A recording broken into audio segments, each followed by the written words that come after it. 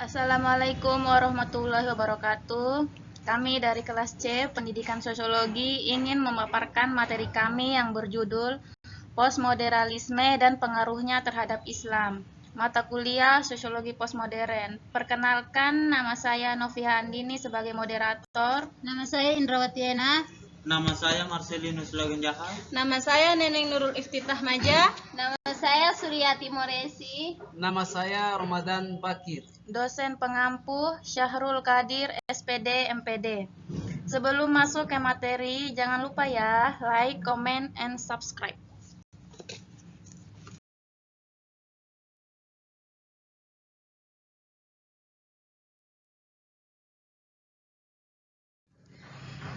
Langsung saja kita masuk ke materinya. Kepada pemateri saya persilahkan. Baik, terima kasih. Secara etimologis, postmodern dibagi menjadi dua kata, yaitu post dan modern. Kata post dalam Webster's Dictionary Library adalah prefix, diartikan dengan letter of after. Bila kita menyatukannya menjadi postmodern, maka akan berarti sebagai koreksi terhadap modern itu sendiri, dengan mencoba menjawab pertanyaan-pertanyaan yang tidak terjawab di zaman modern yang muncul karena adanya modernitas itu sendiri. Secara terminologi, menurut Pauline Rosenau 1992 mendefinisikan postmodern secara gamblang dalam istilah yang berlawanan antara lain. Yang pertama, postmodernisme merupakan kritik atas masyarakat modern dan kegagalannya memenuhi janji-janji. Juga postmodern cenderung mengkritik segala sesuatu yang diasosiasikan dengan modernitas, yaitu pada akumulasi pengalaman peradaban barat adalah industrialisasi, urbanisasi, kemajuan teknologi, negara bangsa, kehidupan dalam jalur cepat. Namun mereka meragukan prioritas modern seperti karir, jabatan tanggung jawab personal, birokrasi, demokrasi liberal, toleransi, humanisme, egalitarisme, penelitian objektif, karir evaluasi, prosedur netral, peraturan impersonal, dan rasionalitas. Yang kedua, teoritis postmodern cenderung menolak apa yang biasanya dikenal dengan pandangan dunia world view, metanarasi, totalitas, dan sebagainya. Secara harfiah, sebuah masa setelah masa modern pun dapat diartikan sebagai sebuah zaman yang melahirkan manusia dengan pemikiran yang boleh jadi melawan konsepsi yang dipegang oleh modernisme itu sendiri. Postmodern adalah sebuah ekspansi besar-besaran oleh skeptisisme yang melanda masyarakat global terhadap aspek-aspek hidup secara mendasar. Hal ini menyangkut banyak aspek seperti hukum, agama, budaya, seni, dan lainnya. Istilah postmodern pertama kali dicetuskan oleh John Watkins Chapman yang mengemukakan adanya sebuah gaya baru dalam lukisan yang disebut postmodern style of painting sebagai sebuah genre lukisan setelah impresionisme Prancis. Yang kedua, dalam dunia jurnalisme J.M. Thomson. Dalam dunia jurnalisme J.M. Thomson ini, pada tahun 1914 menyatakan bahwa postmodernisme adalah sebuah perubahan tingkah laku masyarakat yang kian kritis demikian diungkapkan dalam media The Journal Hayward. Yang ketiga, kata postmodern tidak muncul dalam filsafat ataupun sosiologi.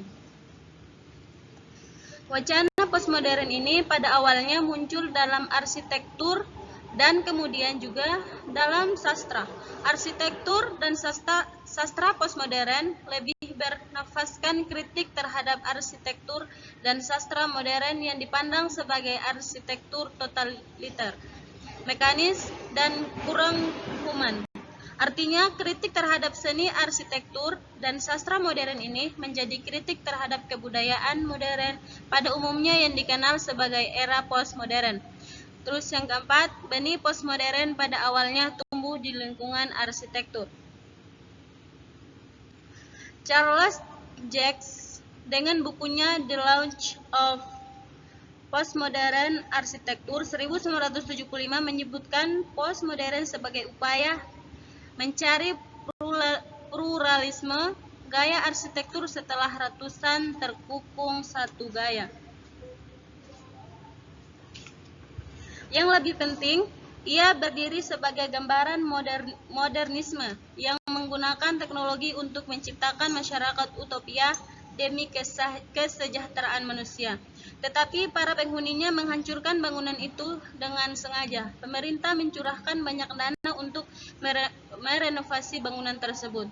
Akhirnya setelah habiskan jutaan dolar, pemerintah menyerah pada sore hari di bulan Juli 1972, bangunan itu diledakkan dengan dinamit.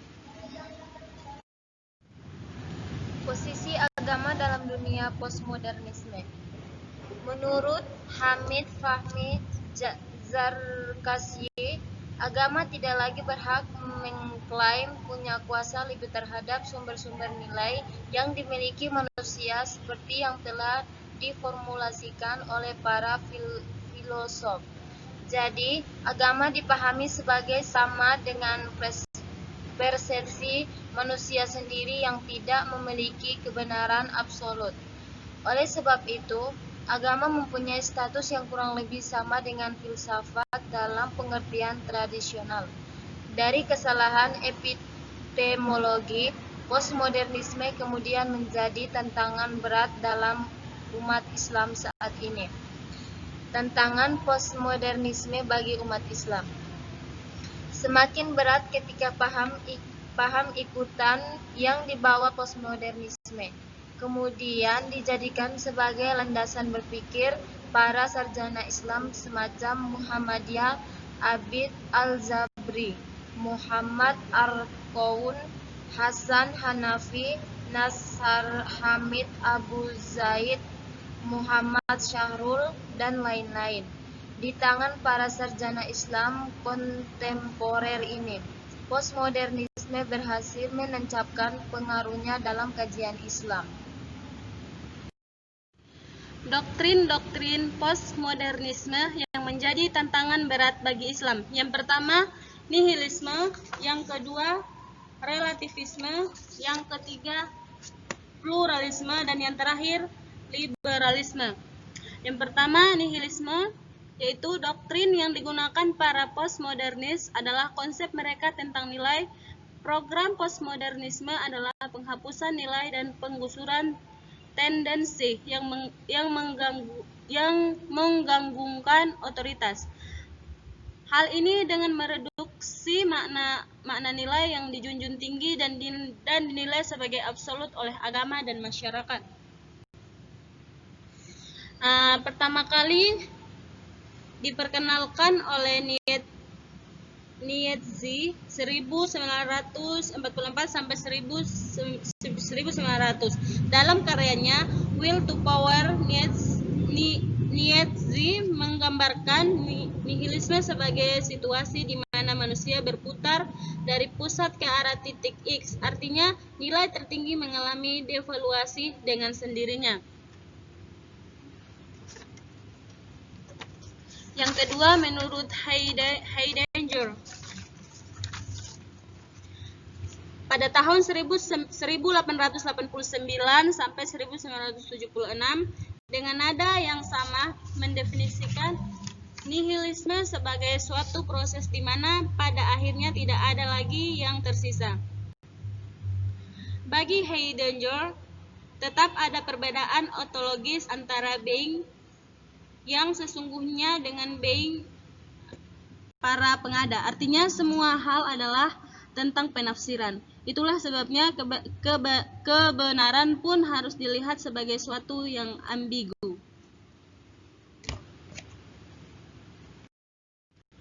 Doktrin yang kedua yaitu relativisme. Ernest Jürgen menyatakan bahwa postmodernisme nampak jelas mendukung paham relativisme. Kebenaran bagi postmodernisme adalah elusif, kabur, subjektif dan internal. Oleh sebab itu mereka tidak bias menerima ide tentang kebenaran tunggal, eksklusif, eksternal dan transenden. Terus doktrin yang ketiga, pluralisme. Pluralisme merupakan dampak bawaan atau konsekuensi logis dari doktrin subjektivitas dan relativisme. Lagi-lagi Derrida menyumbangkan kerangka berpikir pluralisme. Konsepnya tentang difference berbicara mengenai penolakan terhadap adanya petanda absolut atau makna absolut, makna transendental dan makna universal. Terus doktrin yang keempat, liberalisme. Nah, paham liberalisme berawal dari kebebasan berpikir atau berarti berpusat pada kebebasan individu yang memiliki hak dalam pemerintahan, termasuk persamaan hak dihormati, hak berekspresi dan bertindak serta bebas dari ikatan-ikatan agama dan ideologi. Disinilah peran agama-agama yang telah mempunyai landasan akulturasi budaya yang baik dapat menjadi penangkal dari fenomena tersebut. Diperlukan sebuah kesungguhan yang sangat dalam meluruskan kembali pemahaman masyarakat yang sudah modern dalam berpikir, akan tetapi tidak mempunyai pengetahuan tentang agama dan budaya secara mendasar. Tidaklah semudah membalik telapak tangan. Selanjutnya, untuk mengurangi permasalahan tersebut, diperlukan juga pemahaman yang baik tentang tiga sudut permasalahan, yaitu agama, modernitas, dan budaya. Agama sebagai subjek, modernitas dan budaya sebagai kausa pemberi pengaruh dari keberagaman itu sendiri. Salah satu fenomena yang marak saat ini dalam budaya Islam di negara kita ini adalah pemakaian hijab. Hijab saat ini sudah mulai bergeser dari nilai-nilai Islami. Sebenarnya, banyak kalangan ibu-ibu, khususnya ibu-ibu muda, mulai dari perkotaan sampai dengan perdesaan sudah euforia dengan pemakaian hijab sebagai model. Mereka berkelompok membentuk komunitas-komunitas hijabers yang menurut mereka itu adalah sebagai budaya Islami. Komunitas ini menganalisis dan mengembangkan tren baru berkerudung bagi wanita muslimah Indonesia. Perkembangan komunitas ini begitu cepat dan menjamur di beberapa kota besar di Indonesia. Terima kasih. Sebuah zaman yang melampaui batas norma, nilai, agama, etika, dan hukum. Islam diuji oleh ilmu pengetahuan. Umatnya lah yang harus bisa menjawabnya. Muslim saat itu tidak bisa hanya menjawab dengan itu urusan Tuhan, atau urusan Tuhan tidak bisa cerna pakai logika. Muslim zaman sekarang harus bisa menjawab tentang ketuhanan dengan cara ilmu pengetahuan. Assalamualaikum warahmatullahi wabarakatuh.